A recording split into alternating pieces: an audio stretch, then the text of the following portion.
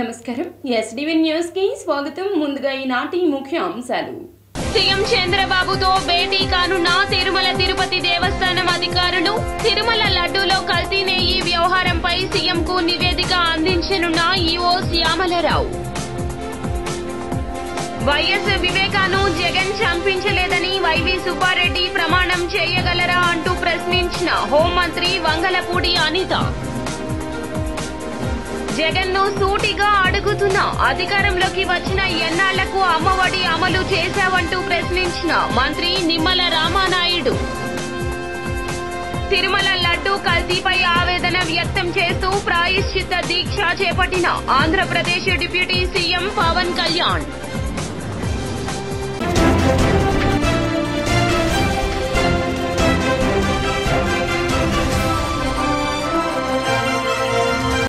ఇక డీటెయిల్స్ చూస్తే నేడు సీఎం చంద్రబాబుతో టీటీడీ ఈవో శ్యామలరావు భేటీ కానున్నారు. తిరుమల లడ్డూలో కల్తీ నెయ్యి వ్యవహారంపై ఈవో శ్యామలరావు సీఎంకు నివేదిక అందించనున్నారు. ఆగమ సలహా మండలి సూచనలను ఆయనకు వివరించనున్నారు. రిపోర్టు అందాక ఈ వ్యవహారంపై ఏపీ సర్కారు చర్యలు తీసుకోనుంది.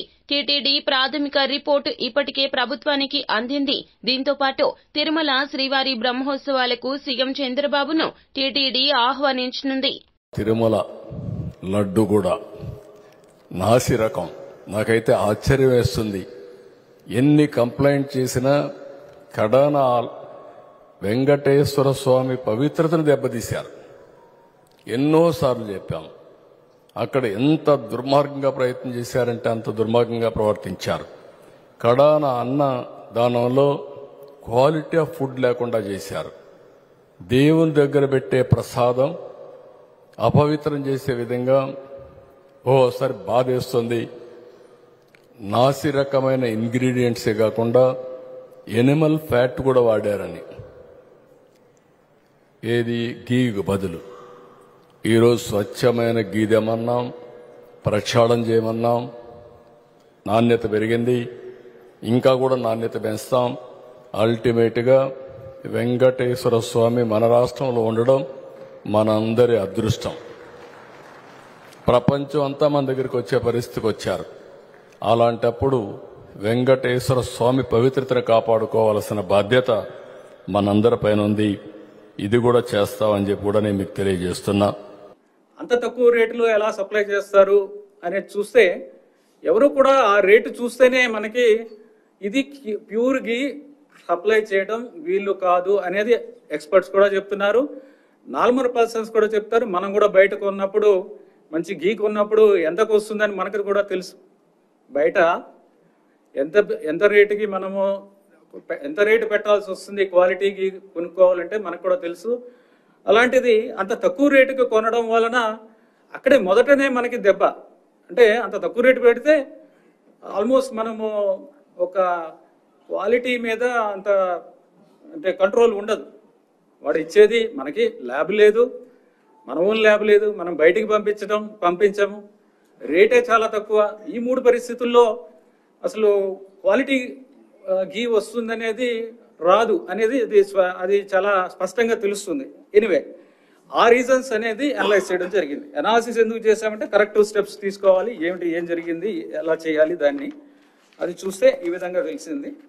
సో ఉన్న సప్లయర్స్తో గట్టిగా బ్లాక్ లిస్ట్ చేస్తామని చెప్పిన తర్వాత అందరూ కూడా క్వాలిటీ సప్లైస్ అన్నీ కూడా శాంపుల్స్ బాగానే ఉన్నాయి.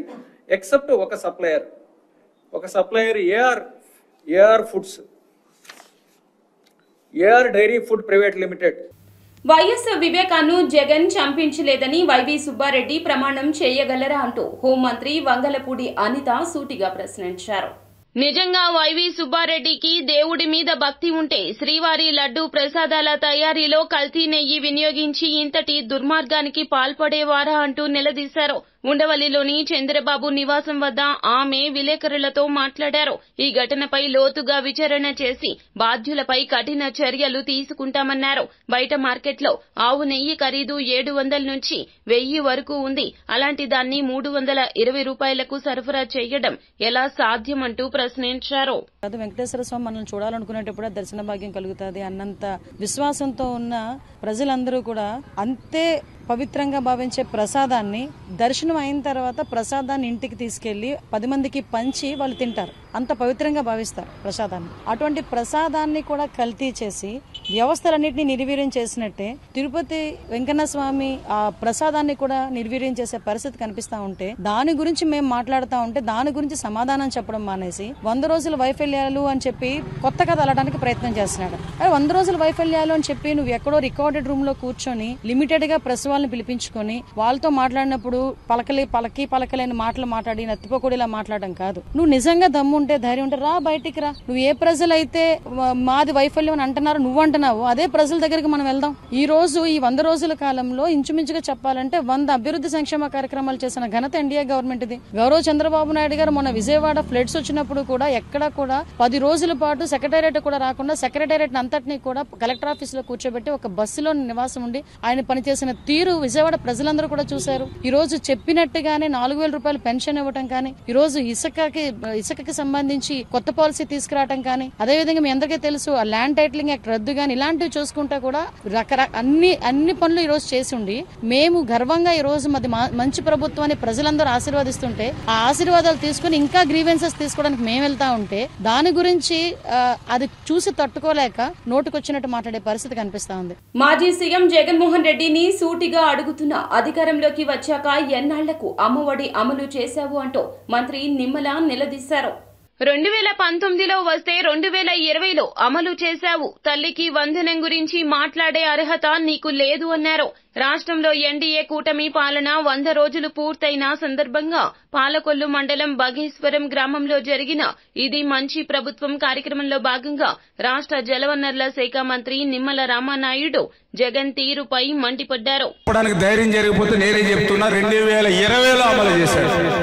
ఎప్పుడు 2020లో అంటే నువ్వు చెప్పినటువంటి పథకం అమలు చేయడానికి నీకు 9 నెలలు పట్టింది. మరి నేను అధికారంలోకి వచ్చిన 2 నెలలకే 3 నెలలకే నువ్వు అమలు చేయలేదని నన్ను ప్రశ్నించడానికి నీకు హక్కు ఉందా? హక్కు? దయ ఉంచే సాక్షి వారిని అదేవిధంగా జగన్మోహన్ రెడ్డి గారిని గుర్తుపెట్టుకోమని కోరుతూ ఉన్నా. అదేవిధంగా ఏదైతే ఇంకొక స్ట్రైట్కి వచ్చింది దాని నిమిత్తమే ఆ రోజు భారతీరెడ్డి గారు మా దగ్గర వీడియోస్ ఉన్నాయి చాలా క్లియర్గా. మొన్న కూడా ఏది చూపించా మీకు. ఒక పిల్లవాడు ఉంటే 15,000, 2 పిల్లలు ఉంటే 30,000 రూపాయలని స్వయంగా భారతీరెడ్డి గారు ఇంటింటికి వెళ్ళి ప్రచారం చేసింది ఆ రోజు. మరి అధికారంలోకి వచ్చిన తర్వాత నువ్వు 2కి ఇచ్చావా, 1కి ఇచ్చి మోసం చేసావా? సమాధానం చెప్పండి స్ట్రైట్గా. అంటే ఆ రోజు నువ్వు మోసం దగా చేసి ఈరోజు మళ్ళీ మమ్మల్ని ప్రశ్నిస్తున్నటువంటి పరిస్థితి. ఓకే, ఆ రోజు స్ట్రైట్కి వచ్చిన 3వది నువ్వు ఆ రోజు ఎన్ని వేల రూపాయలు ఇస్తావని చెప్పావు? 15,000 రూపాయలు ఇస్తా అని చెప్పావు. తర్వాత ఎంత ఇచ్చావు? 14,000. తర్వాత 13,000. ఆఖరికి మా అక్కమ్మ చెల్లెలు అయితే కొంతమందికి 7,000, 6,000 పడ్డాయండి, కొంతమందికి ఎగ్గొట్టేసాడని చెప్పినటువంటి పరిస్థితి. దీనికి సమాధానం చెప్పండి.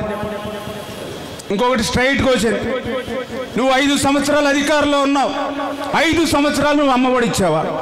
1 సంవత్సరం ఎగ్గొట్టావా లేదా? సమాధానం చెప్పు. అంటే నువ్వు అధికారంలో ఉంటే ఓడి చెప్తావు, ఇవాళ ప్రతిపక్షంలో ఉంటే ఓడి చెప్తావు. మేము నీతిగా నిజాయితీగా పనిచేసేటువంటి ప్రభుత్వం మా ప్రభుత్వం. చేత ఖచ్చితంగా మాట ఇచ్చాం, నీకు మళ్ళగా మాట తప్పం, నీ మాదిరిగా మడమ తెప్పం అన్న మాట ప్రకారం తల్లికి వందనం ఏదైతే మీకు చెప్పామో అది మోసం దగా నీ మాదిరి లేకుండా అమలు చేసి తీరతాం. తిరుమల లడ్డూ కల్తీపై ఆవేదన వ్యక్తం చేస్తూ ప్రాయశ్చిత్త దీక్ష చేపడుతున్నట్లు ఉప ముఖ్యమంత్రి పవన్ కళ్యాణ్ వెల్లడించారు. తిరుమల లడ్డూ కల్తీపై ఆవేదన వ్యక్తం చేస్తూ ఆయన ఈ నిర్ణయం తీసుకున్నారు. గుంటూరు జిల్లా నంబూరులోని దశావతార వెంకటేశ్వర స్వామి ఆలయంలో దీక్ష చేపట్టారు. అంతకుముందు ఆయన స్వామివారికి ప్రత్యేక పూజలు చేశారు. 11 రోజుల పాటు ఆయన దీక్ష కొనసాగించనున్నారు. అనంతరం తిరుమల శ్రీవారిని దర్శించుకోనున్నారు. ప్రస్తావిస్తే రిపోర్టులు బయటకు వస్తాయి. వైసీపీ నాయకత్వం కానీ చేస్తున్నారు మాట మాట్లాడుతూ ఉన్నారు. వైసీపీ నాయకులకి కానీ వారి మద్దతుదారులు కానీ నేను మనస్ఫూర్తిగా మీకు తెలియజేస్తున్నా, రామతీర్థం గొడవప్పుడు 219 గుడుల్ని మీరు అపవిత్రం చేసినప్పుడు మీ పాలనలో ఒక సగటు హిందువుగా నేను గొంతెత్తి పోరాటం చేయాలి అంటే రోడ్ల మీదకి ఆ రోజే వచ్చామని గుర్తుపెట్టుకోండి. ఆ రోజు కూడా రామతీర్థం రాముల వారి విగ్రహాన్ని మీరు అర్చకులు చేసినప్పుడు ఉంది, కానీ ఆ రోజు కూడా దాన్ని రాజకీయ పరంగా మేము తీసుకెళ్ళా. దోషులకి శిక్ష పడాలి, వీళ్ళెవరో కనుక్కోండి. ఈ రోజు వరకు మీరు పట్టించుకోవాలా. ఇది మేము చెప్తూనే నిజంగా చేయాలంటే ఈ ప్రస్తావన ఎందుకు తీసుకొస్తున్నానంటే, సమాజంలో అస్థిరత లేదంటే డిస్హార్మనీ క్రియేట్ చేయడానికి మేము లేవు ఇక్కడ. కానీ తప్పు జరుగుతుంటే, దాడులు జరుగుతూ ఉంటే, అపవిత్రం చేసుకుంటా వెళ్ళిపోతే చూస్తూ ఎవరు కూర్చోం. తప్పు, అది కూడా తప్పు అవుద్ది. ఫండమెంటల్ కాన్స్టిట్యూషనల్ ఫండమెంటల్ ఇది. ప్రతి వ్యక్తికి వారి ధర్మాన్ని ఆచరించే హక్కు ఉంది. ఎవరన్నా వచ్చి ఆ ధర్మాన్ని పాడు చేసే హక్కు ఎవరికి లేదు. ఫండమెంటల్ రైట్ ఇది. ఇలాంటి స్థాయిలో ఈ రిపోర్ట్ బయటకు వచ్చినప్పుడు ఏం చెప్పు ఉండాల్సింది గత ముఖ్యమంత్రి గారు? ఉద్యోగ ఉపాధి అవకాశాలు కల్పిస్తేనే రాష్ట్రం అభివృద్ధి పదంలో ముందుకెళ్తుందని ప్రముఖ సామాజిక విశ్లేషకులు లక్ష్మీనారాయణ వెల్లడించారు. రాష్ట్రంలో ఉన్న ప్రాజెక్టులు అన్ని పూర్తి చేసి స్థానిక వనరులను ఉపయోగించుకుంటేనే ఇది సాధ్యమవుతుందన్నారు. అఖిల భారత యువజన సమాఖ్య 2వ రోజు కార్యశాల గవర్నర్పేటలోని రెవెన్యూ భవన్లో నిర్వహించారు. కార్యశాలలో ఏపీ రాష్ట్ర సమగ్ర అభివృద్ధి యువత ముందు ఉన్న బాధ్యత అనే అంశంపై టి లక్ష్మీనారాయణ మాట్లాడారు. గర్వకారణమైనటువంటి మహానగరం విశాఖ, కానీ నీరుండదా? వంశధార నుంచి నీళ్ళు ఇవ్వలేరు, నాగావళి నుంచి నీళ్ళు ఇవ్వలేరు. ఈరోజు గోదావరి నుంచే నీళ్లు తీసుకెళ్ళాలి. పోలవరం ప్రాజెక్టులో అంతర్భాగంగా 24 టీఎంసీల నీళ్లు విశాఖ నగరానికి తీసుకెళ్లి విశాఖ నగరం ప్రజలకి తాగునీరు ఇవ్వాలి. విశాఖ ఉక్కు కర్మాగారానికి అవసరమైన నీటి సరఫరా చేయాలి. ఆ నీరు లేకపోతే విశాఖ ఉక్కు కర్మాగారం మూతపడుతుంది. పరిశ్రమలు వెలవెల్లాడి మూతపడిపోతాయి. కొత్త పరిశ్రమలు రావు. విశాఖ ఉక్కు కర్మాగారం నగరం పారిశ్రామికీకరణ త్రాగడానికి నీటి సమస్యతో ముడిపడినటువంటి జీవన్మరణ సమస్య నీటి సమస్య. ఈరోజు ఉత్తరాంధ్ర ప్రజలు, మీరు చెన్నైకి వెళ్ళండి, హైదరాబాద్కి వెళ్ళండి, ఎక్కడికి వెళ్ళినా ఉత్తరాంధ్ర ప్రజలు ఉంటారు. చాలా నైపుణ్యంతో భవన నిర్మాణ రంగంలో పనిచేస్తుంటారు. చాలా నైపుణ్యంతో. వాళ్ళకి విద్య పెద్దగా ఉండదు. నా పేరు పరుచూరి రాజేంద్రబాబు, ఏఐవైఎఫ్ రాష్ట్ర అధ్యక్షులు. అఖిల భారత యువజన సమాఖ్య ఏఐవైఎఫ్ రాష్ట్ర స్థాయి వర్క్షాప్ సందర్భంగా ఈరోజు ఆంధ్రప్రదేశ్ రాష్ట్ర సమగ్రాభివృద్ధి యువత ముందున్నటువంటి కర్తవ్యం అనేటువంటి అంశం మీద రాష్ట్ర సదస్సు నిర్వహించుకోవడం జరుగుతూ ఉంది.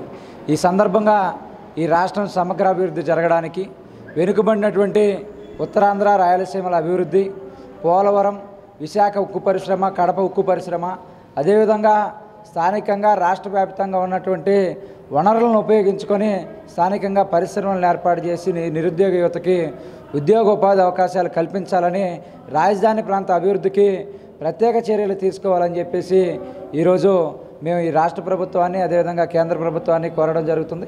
అదేవిధంగా ఇక్కడ ఉన్నటువంటి 26 జిల్లాల సమగ్ర అభివృద్ధికి ఏ రకంగా చర్యలు చేపట్టాలనేటువంటి అంశం మీద కూడా ఏఐవైఎఫ్గా త్వరలోనే రాష్ట్ర ముఖ్యమంత్రి గారిని కూడా కలిసి ఒక వినతి పత్రం కూడా అందజేయడం జరుగుతుందని చెప్పేసి ఈ సందర్భంగా తెలియజేస్తా ఉన్నాం. రీయూజ్, రెడ్యూస్, రీసైకిల్ అందరూ పాటించాల్సిన అవసరం ఉందని అడిషనల్ కమిషనర్ కేవీ సత్యవతి వెల్లడించారు. ఈ కార్యక్రమంలో ట్రెండ్ సెట్ మాల్లో ఫ్లాష్ వ్యాప్ ద్వారా ప్రజలందరినీ ఆకట్టుకున్నారు. స్వచ్ఛ సర్వేక్షణ్ మరియు స్వచ్ఛత RRR తదితర అంశాలపై ప్రజలకు అవగాహన కల్పించే విధంగా క్విజ్, ఎలక్యూషన్ తదితర కార్యక్రమాలు నిర్వహించారు. ఈ సందర్భంగా అడిషనల్ కమిషనర్ కేవీ సత్యవతి మాట్లాడుతూ రెడ్యూస్, రీయూజ్, రీసైకిల్ అనే అంశంపై ప్రజలందరికీ ఖచ్చితంగా అవగాహన ఉండాల్సిన అవసరం ఉందన్నారు. సంస్థ నుంచి ఒకసారి మా సిద్ధార్థ ఇప్పుడు నా ఎన్నో డివిజన్లోకి వచ్చేసరికి pharmacy college, hotel management, Siddhartha academy, అదే రకంగా ITI college, polytechnic, planning of architecture, ఇన్ని కాలేజెస్ ఉన్నాయి. ఇంతమంది ఉన్నారు. అంటే ఓన్లీ గవర్నమెంట్కి సంబంధించింది. అది కాకుండా ప్రైవేట్ కూడా చైతన్య, నారాయణ, నలంద, ఇంకా ఇలా ఎన్నో ఉన్నాయి. మీరు ముందు గవర్నమెంట్ స్కూల్ పిల్లలను ఉపయోగించుకొని ఇలాంటి కార్యక్రమాలను వాళ్ళని ఇన్వాల్వ్ చేస్తే వాళ్ళకి కూడా ఒక అవేర్నెస్ అనేది ఉంటుంది. చిన్నప్పుడు మేము స్కౌట్స్లో ఉన్నాము, గేమ్స్లో ఉన్నాం. స్కౌట్స్లో ఉంటే మమ్మల్ని తీసుకెళ్లే వాళ్ళు రైల్వే స్టేషన్ హెల్ప్ చేసి తగ్గించి బీహార్కి నేషనల్స్ కూడా తీసుకెళ్లేవాళ్ళు. దానివల్ల ఏంటంటే మేము బయటకు వెళ్ళేకో ఏదైనా సరే ధైర్యంగా చేయగలము అనే ఒక ఆలోచన మాకు వస్తుంది. వరద సహాయ చర్యల్లో కూడా ఇలా పిల్లలు వచ్చినందుకు వాళ్ళని అభినందిస్తున్నాము. కృష్ణలంక స్వర్గపూరిలో సిబ్బంది అస్థికలు కుటుంబాలకు ఇచ్చే సమయంలో నిర్లక్ష్యం వహిస్తున్నారు. మృతదేహాలను ఖననం చేసిన అనంతరం అస్థికలు వారి కుటుంబాలకు ఇచ్చే సమయంలో నిర్లక్ష్యం వహిస్తూ ఉండటంతో ఒకరి అస్థికలు మరొకరికి మారుతున్నాయంటూ స్థానికులు తీవ్ర ఆగ్రహం వ్యక్తం చేస్తున్నారు.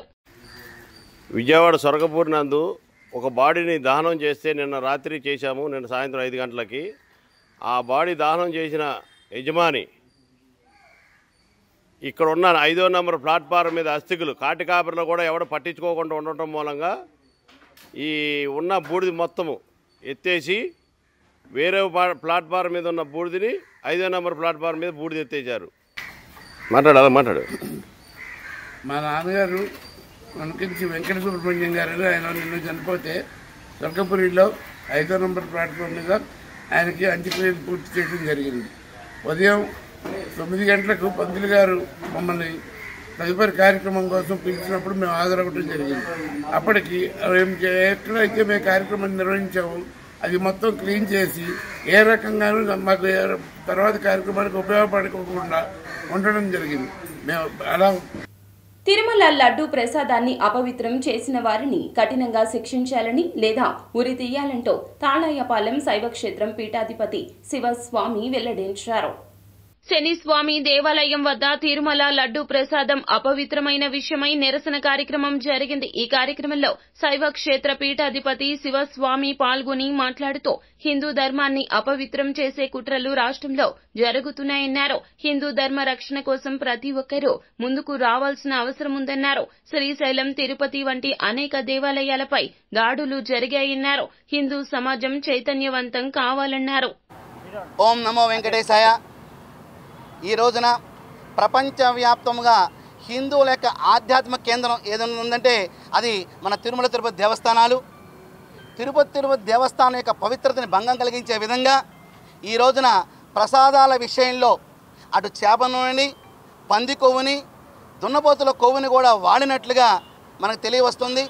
మాననీయ గౌరవ ముఖ్యమంత్రులు నారా చంద్రబాబు గారి నోటి వెమ్మట అది రావటం సాక్షాత్ ఏడుకొండల వెంకన్న స్వామి వారిలో ప్రవేశించి వారి నోటి ద్వారా ఇది బహిర్గతం చేస్తారని మేము భావిస్తున్నాం. ఎందుకంటే ఉన్నతమైన స్థాయిలో వ్యక్తులు అక్కడ పొరపాటు జరిగితే దాన్ని కప్పిపుచ్చడం కానీ లేకపోతే దాన్ని నిదానంగా మార్చడం కానీ చేస్తారు. కానీ ధైర్యంగా సమాజ శ్రేయస్సు కోసం, శ్రీవారి యొక్క సేవ కోసం ముఖ్యమంత్రి గారు అలా అడుగులు వేస్తూ ముందుకు రావటం అది ఆహ్వానించే శుభపరిణామంగా మేము భావిస్తున్నాం. అలాగే ఎవరైతే ట్రస్ట్ బోర్డులో కొంతమంది మాత్రం ఒకప్పుడు ఉండేవారు, ఆ తర్వాత కొత్త జీవాలను తీసుకొచ్చారు. 60-70 మందిని దాంట్లో ఉండేట్టుగా చేశారు. కబ్జాకోరులు, వ్యభిచారులు, లిక్కర్ మాఫియా వాళ్ళు, ఆఖరికి సాహితీ అనే సంస్థ లక్ష్మీనారాయణ గారు ఐపీ పెట్టి హైదరాబాద్లో పారిపోయిన వ్యక్తిని ఒక మహానుభావుడు తీసుకొచ్చి దాంట్లో ట్రస్ట్ బోర్డు మెంబర్గా ఉంచడం, రాజకీయ పునరావాస కేంద్రాలుగా మా తిరుమల దేవస్థానం ఉన్నంతకాలం ఏ ప్రభుత్వం ఉన్నా సరే ఇది ఇలాగే జరిగే అవకాశం ఉంది. కాబట్టి ఖచ్చితంగా రేపు ట్రస్ట్ బోర్డులో ఎటువంటి మహానాడు రోడ్డు సమీపంలోని జాస్పర్ టయోటా షోరూంలో అగ్ని ప్రమాదం సంభవించింది.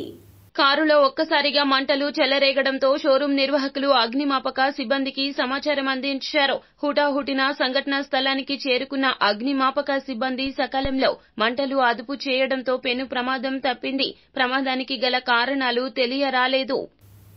అక్టోబర్ 4, 5, 6 తేదీల్లో Vijayawada mega AP food business ఎక్స్పోను నిర్వహిస్తున్నట్లు క్రియేటివ్ ఈవెంట్స్ ఆర్గనైజేషన్ ప్రతినిధి రేణుక వెల్లడించారు. విజయవాడ బందర్ రోడ్లోని ఎస్ఎస్ కన్వెన్షన్ లో అక్టోబర్ 4, 5, 6 తేదీలలో ఫుడ్ బిజినెస్ ఎక్స్పో జరగనుంది. క్రియేటివ్ ఈవెంట్స్ ఆర్గనైజేషన్ ఆధ్వర్యంలో 3 రోజుల పాటు జరగనున్న ఎక్స్పో హోటల్ అసోసియేషన్ ప్రతినిధులు సహకారం అందిస్తున్నారు. ఈ మేరకు నగరంలోని ఒక హోటల్లో ఏర్పాటు చేసిన విలేకరుల సమావేశంలో ఎక్స్పో సంబంధిత బ్రోచర్ ను ఆవిష్కరించారు. అనంతరం మీడియాతో రాష్ట్రంలో తొలిసారిగా ఫుడ్ బిజినెస్ ఎక్స్పో జరుగుతుందన్నారు. ఫుడ్ బిజినెస్ చేస్తున్న వారికి ఎంతగానో ఈ ఎక్స్పో ఉపయోగపడుతుందని అందరూ తరలి రావాలంటూ పిలుపునిచ్చారు.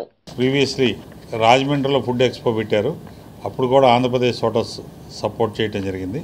అలాగే ఆ తర్వాత కొద్ది రోజుల క్రితం రాజమండ్రిలోనే మన కార్స్ ఎక్స్పో పెట్టారు. అది గ్రాండ్ సక్సెస్ అయింది. నెక్స్ట్ స్టేట్ వైడ్ అన్ని చోట్ల పెట్టాలన్న ఆలోచనతో విజయవాడ, విశాఖపట్నం, తిరుపతి డిఫరెంట్ ఏరియాల్లో పెట్టాలన్న ఆలోచన నిర్ణయానికి వచ్చారు.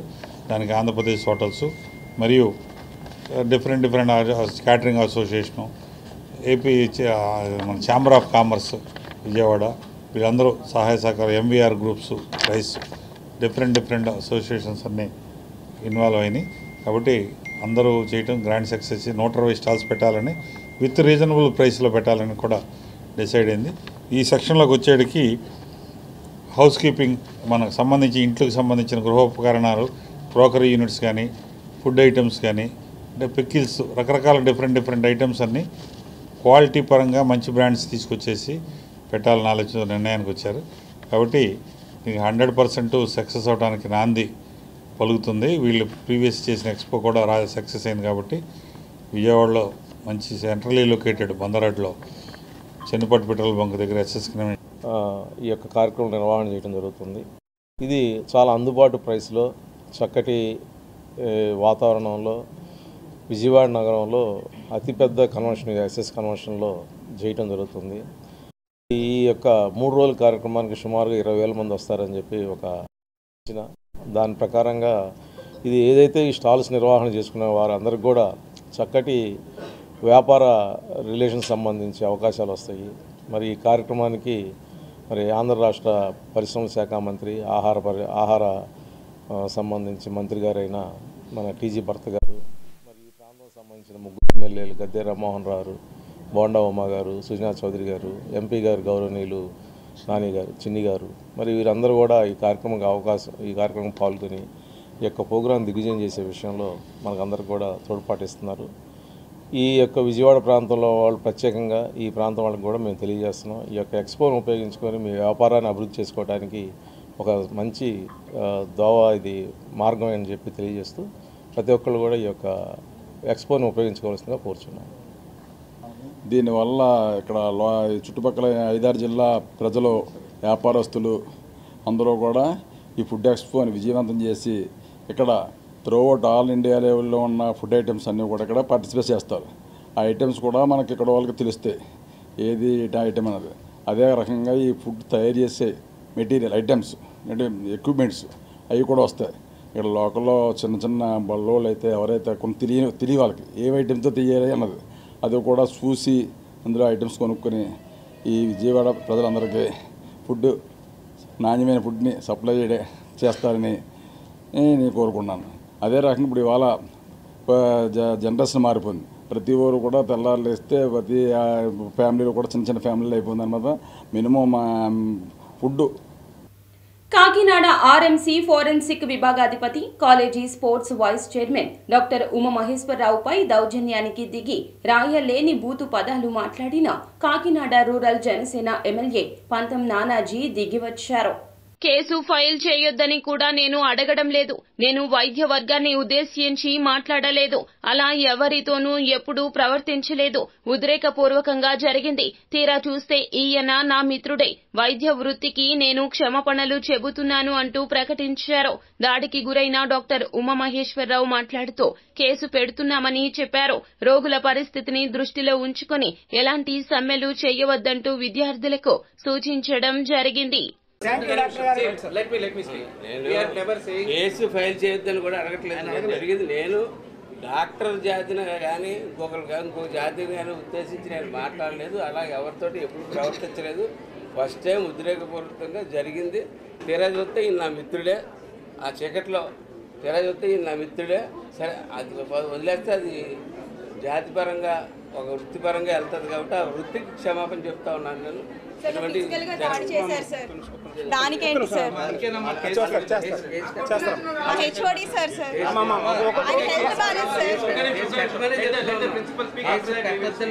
ఆయనకి హెల్త్ బాగాలేదు సార్. 2 రోజులు బట్టి చాలా సీరియస్ గా ఉన్నారు.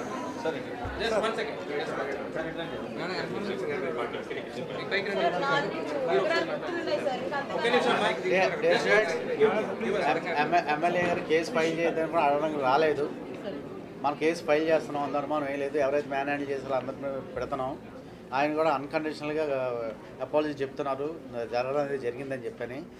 ఎస్పెషల్లీ పేషెంట్స్ దృష్ట్యా మనం స్ట్రైక్ అది ఏమి వెళ్ళొద్దు, ఏం చేయొద్దు. ఒకవేళ నిజంగా కానీ ఇది ఇక్కడతో ఆగిపోతే మనం స్టార్ట్ చేద్దాం, ప్రాబ్లం ఏమీ లేదు.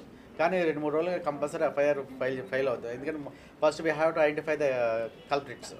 ఇవన్నీ పెట్టి నేనే ఇస్తాను కంప్లైంట్. ఇచ్చిన తర్వాత ఎఫ్ఐఆర్ వేస్తారు. ఎమ్మెల్యే గారు ఏమన్నా సార్? ఎమ్మెల్యే గారు ఏమన్నా తర్వాత నేనే రాయాలి. సో మీరందరూ నాకు కోఆపరేట్ చేసినందుకు, అలాగే నాతో పాటు దెబ్బలు తిన్న స్టూడెంట్స్ కూడా నా ప్రగాఢ సానుభూతిని తెలియజేస్తున్నాను. ఎమ్మెల్యే గారిని నేనైతే నాకు పర్సనల్ కోపం అయితే ఏమీ లేదు, కానీ ఆయన 10 మంది మధ్యలో చేసిన పద్ధతి బాగాలేదు, అంతే. వార్తలు ముగించే ముందు ముఖ్య అంశాలు మరోసారి. సీఎం చంద్రబాబుతో భేటీ కానున్న తిరుమల తిరుపతి దేవస్థానం అధికారులు. తిరుమల లడ్డూలో కల్తీ నెయ్యి వ్యవహారంపై సీఎంకు నివేదిక అందించనున్న ఈవో శ్యామలరావు.